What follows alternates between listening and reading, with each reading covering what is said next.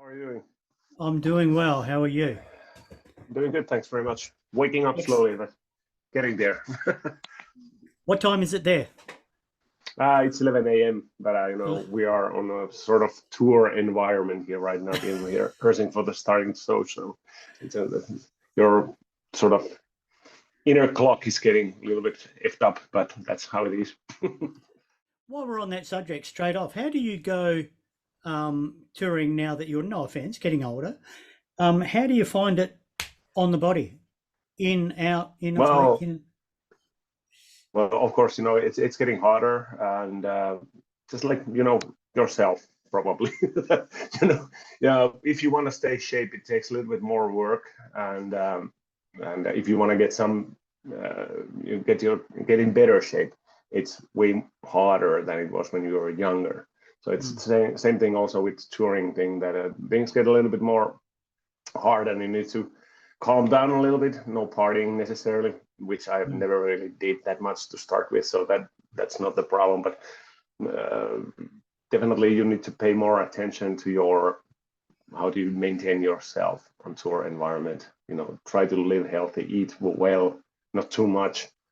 Stay away from pizza and such things, and then go jogging and such things. As often as you can, and then just. And of course, stretching. You wake up with a sore back every now and again, and your normal 50-year-old guy kind of stuff. Slowly getting yeah, there. yeah, yeah. I can sing a few bars of that. Don't worry. Hey, do you do you run shorter tours now than you used to when you were young and maybe a bit more of a, a bit more gung ho when you were younger? Uh, you mean tours, shorter Touring, tours? yeah, yeah. Length, Yeah, the we length of actually, tours. yeah. We actually just on the previous things that we did, few tours, we realized that there's no point for us going on the 7 week runs. Yeah, It's not even financially necessary that much uh, in Europe anyway. When you go to North America, for example, or leave Europe, anyways, then it comes more of the play that you need to spend more time there to first, you know, recoup all the expenses and then start making anything you can probably hopefully take home. So that's the thing. But in Europe, it's easier. The structure of finances is more forgiving for us traveling here, and so shorter tours definitely. It's better for the mental health, and we also made one decision that we're not gonna have like two very long tours, like 7 weeks or even 5 weeks tours on the same season, like autumn tour or spring tour. Just have mm, one longer one. It can be a 7 week tour, but rather not. But anyway, you would not have anything big yeah. besides that. So it's slowing things down a little bit and maybe try to release as many albums as possible while we still can, and Mhm. maybe cut down on the touring, Yeah. a little bit.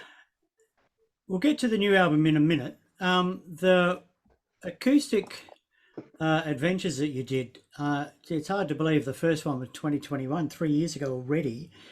Yeah. Um, how did they go for you? I know you were wanting to take it out on the road. How did that go? And how was it being within the confines of an acoustic uh, or semi acoustic environment? It was wonderful. It was great. First of all, getting those things out of our system, they've been, you know, going around in our mind for ages, and finally we got a green light from Atomic Fire that we can go and record them. That was one thing, and we recorded them already in 2019. Mm, mm, So because of COVID, they were supposed to yeah.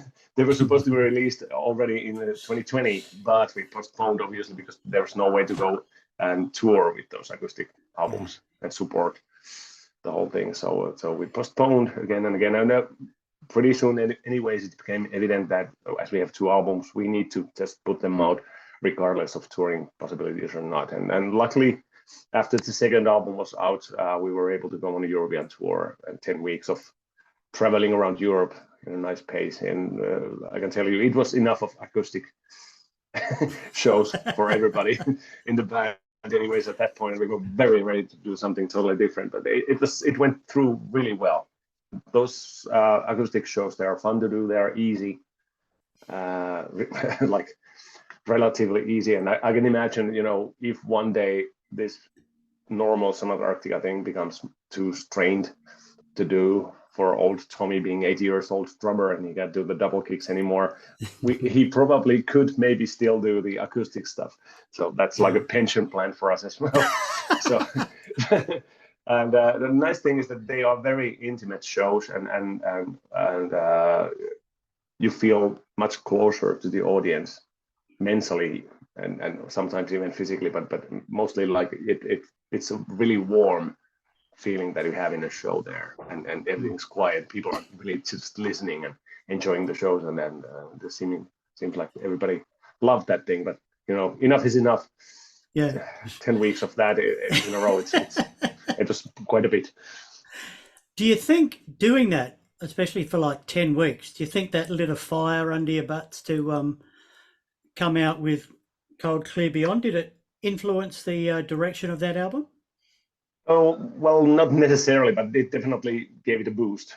That like we were very solid about where we want to go and what we want to do. But I think mostly the direction we went with Talviyö, which became sort of unintentionally soft. We didn't intend to be as soft sound wise, and also I had major problems singing around that time still. And for all you singers out there, it was tongue tension that was my problem. I was unable to produce really powerful vocal without just emptying my lungs in a second, which is not a good thing for a singer. So I managed to conquer that, but unfortunately only after Talviyö album was out.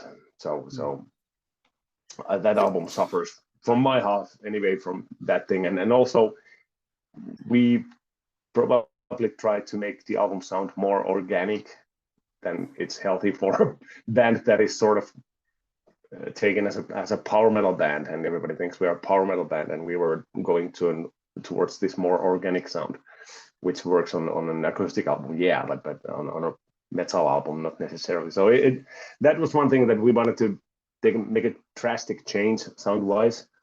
And also around the same time during the COVID years, when during the summer we were able to do some festivals anyways, and we made those under the moniker of 25th anniversary shows. And on those shows we played quite a few old Sonata Arctica tracks that we haven't played in a long time, The Cage and Don't Say a Word, which had not been on the set list for a while, and many others, and it was a lot of fun, first of all, to play those songs and then see how the audience reacts to those songs, and then you get a lot of energy from that, and everybody had a feeling that this is what we want to have. And also, for years playing sort of softer sets and still playing like metal festivals around Europe anywhere, playing a set list like that with more power metal, which is metal, it sort of gives you also this little bit of this sense of belonging when you are there. Like you have a justification for you being in a metal festival when you're actually playing songs that are metal. Yeah. That's a great album, Talviyö, though. I really like that. But from the first notes of First in Line, when you hear that for the first time, you think, yes, I remember. Yeah. Is that the general reaction? Is my reaction there the general reaction that you're getting? Pretty much, yeah. It was like the first single when it was released, it was like overwhelming, like flow of positive reactions. Yes, these guys are back. Yeah, my favorite band is back, and such kind of things, and it was fantastic, and that's the way it has pretty much been ever since that. And then the reactions, at least on our social media platforms, it's been very, very overwhelmingly positive. I do not intentionally go and seek for Sonata Arctica hate groups from the internet to get the opposite side of things, but I'm sure there are like many opinions about this album as well, as always. But you can't please everybody. Hopefully, if we have managed to bring back the joy in the hearts of those people who were young around that time when we released our first albums, then and this is what I've heard, that this album makes them feel like they are 20 years old again, and that's fantastic. That's good. Yeah. On the subject of set lists, what is a song that you would you've never been able to take out of the set list? Is there a song that you've always had in there and you feel that if you ever dropped it, there would be a riot? Have you got one of those songs? Or do you shuffle it around a bit? Well, we just do whatever we want, basically. But we are getting a feeling that there are a few songs that we are leaving at least with a few disappointed people if we leave them out. Like Full Moon, I Have a Right, Don't Say a Word, Talula, which has been a huge. It's probably our biggest hit, at least in Finland. And so despite Talula, it has its own hate groups and everything, and people are doing all kind of weird stuff. You are ordering a big pizza or something like, or hamburger like meal, and on the receipt it said that you are not allowed to listen to Talula while you are making this, or it will go sour. Some kind of people are just making a lot of fun with Talula. So that's definitely one of those songs, and I'm sure there are others, but those just from top of my mind that probably will always stay on our set list. I can't imagine Leonard Skinner playing a show without Sweet Home Alabama. It's not quite the same, but still the same for us. I could do without ever hearing Sweet Home Alabama ever again. Yeah, but just just to underline the idea that being for many people big song they know. On the latest album, how long did that take to record? Did you all record it together? Did you go back to roots with the way you recorded it? It was pretty much recorded separately this time due to reasons. There were a lot of scheduling things and such. And it took maybe 4 months or so, but it was a fairly loose schedule. And Tommy recorded his drums, and then we went on a Latin American tour after that, during which time I was actually writing the lyrics for this song, this album, sitting by the pool there under a palm tree and in sunlight. And it's a slightly different kind of environment to write Arctic lyrics, but I'm used to it. But it works really well. And then we continued from there, guitars and bass and vocals and keyboards and such slowly. And we started mixing in the beginning of July, the album. So March, April, May, June, so 4 months roughly. California falling into the sea, is that wishful thinking or? No, absolutely not. It's basically me saying when the cows fly.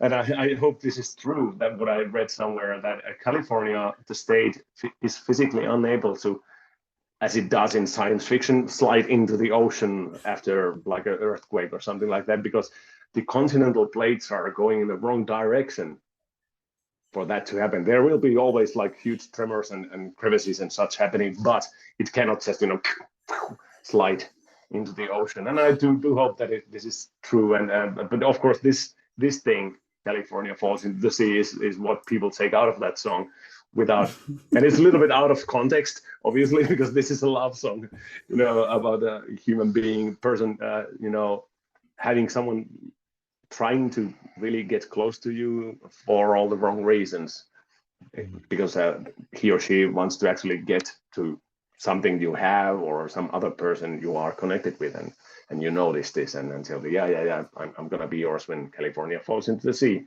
aka when cows fly. So I just came up with that line at some point, and it's catchy. Excellent. And definitely it's something that everybody's asking about, so it works really well. Are you going to be playing that song? You're playing that one live? Oh yes. Have you been playing it already? No. Actually, tonight we have the first show on this tour here in Tampere, Finland. We're starting from Finland with 8 shows, I think. I predict people are going to be singing that line. I should hope so. Yeah. I think so. I'm going to try to make that so as well. Good. We'll see. What's your favorite track on the album, and what is the story behind it? Anyone you can just tell me quickly? This is something that probably will change all the time, but for a while now, Teardrops has been my favorite track. And lyrically, it's about giving love one more chance after many disappointments and totally abandoning the idea of ever finding happiness from that side of life. But it's written in walls, like 3 against 4 or 6 against 8, kind of rhythm, and that's my favorite rhythm, like signature writing. And we have quite a few songs that are in fact like waltzes, but you are playing like straight 4, like straight drums on top of that, so it makes the whole song like rotate in a funny way, and I love that very much. And this song I love the melodies and the mood that it has, and it's just, I think it's fairly perfect. But I'm sure, once we start playing these songs live and you get the audience reactions to glaze some of these tracks with their reactions, so those songs usually become a little bit tiny darlings for you in a way. Like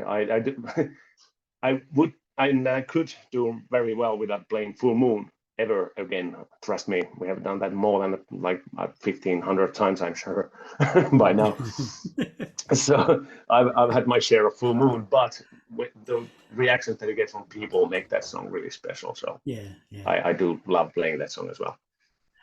How different is the reaction in different parts of the world to, say, audience? Full Moon? Well, Full Moon, well, that's like universally same everywhere. That song, it's so old to start with that people seem to sort of know already what to do with it. They have probably seen live videos or on DVD or whatever, how the people do it there. So of course, all we hear is Radio Gaga kind of thing. You know what to do, even. So, that kind of stuff. Right, so tour starting tonight, did you say? Yes, yeah, we have having I think 4 weeks with 2 shows every weekend, so it's very loose. We get to go home after every tiny stint, and so it's a nice way to start this thing. And then having a spring break, because we're getting so close to summer festivals, so there's no point really going on any bigger tours. But then summer festivals, and in September we will start a European tour, and then have something extra in store, I think, for this year still, but then more touring next year. Have you applied for visas for Australia yet? What's the story? We've been talking about it. There are offers on the table, but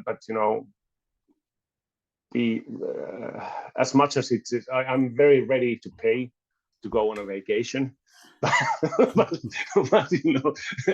to get a bill after you work for a week or 2, it's a bit much. So, and we just need to gain popularity so that we can sell much more tickets, I think. And I hope this album is the right start. So if not with this album, I hope with the next one we get to play Australia as well. I'm very happy that we got to play there once already. And like I know very well that not all the bands get that opportunity ever in their lives. So it was wonderful. I loved it there. It was great. And but I do hope that we get to come back soon. We are a long way away. It is just, it's almost like literally on the opposite side of the globe. Yeah. Like it's somewhere close to New Zealand, I think. That is the exact opposite side of Finland. So right. Okay. It's not that far off. Good. How are things in Finland at the moment? How's the weather? Weather, it's grayish, but it's not raining. But it was sunny for a while back, and it's winter vacation, skiing vacations and such, just a week ago, and it was wonderful, great weather, sunny. This is my favorite time of the year, though, especially in Lapland. Not so much here in Tampere, but when you go a few hundred kilometers north, you still have a lot of snow, and you can go skiing and ice fishing and everything. And it's when it's sunny, it's really bright. So for me, I consider springtime, winter the brightest time of the year, and it makes me always very happy. It just charges my batteries, and I love it more than summer. Basically, everything is clear and white and nice. So I can relate to that. I like winter here better than summer. Summer's too fucking hot, man. Well, we do not have that problem usually. I'm too old for. Yeah, I'm too old for summer now. I used to like summer when I was a kid, but now autumn is actually my favourite time of the year. Autumn and winter. Yeah, that's cool. Yeah, but that's just the way I am. Hey, we're getting to the end of our slot. Thanks so much for having another chat to me. Absolutely. It's always a pleasure. Really, best of luck with Clear Cold Beyond. I love it. I love the last one though. Thanks very much. But it is good to hear you charging ahead. All the best with your tour. All the best with your voice. Keep that intact. Thank you very much. And hopefully one day soon we'll see you down here again. Absolutely. And have a tinny. Give us a horns, please. Cheers. Yeah. Excellent. Thank you so much. Hey, take care, man. Hopefully we'll see you soon. Take care. See you soon. Cheers. Bye.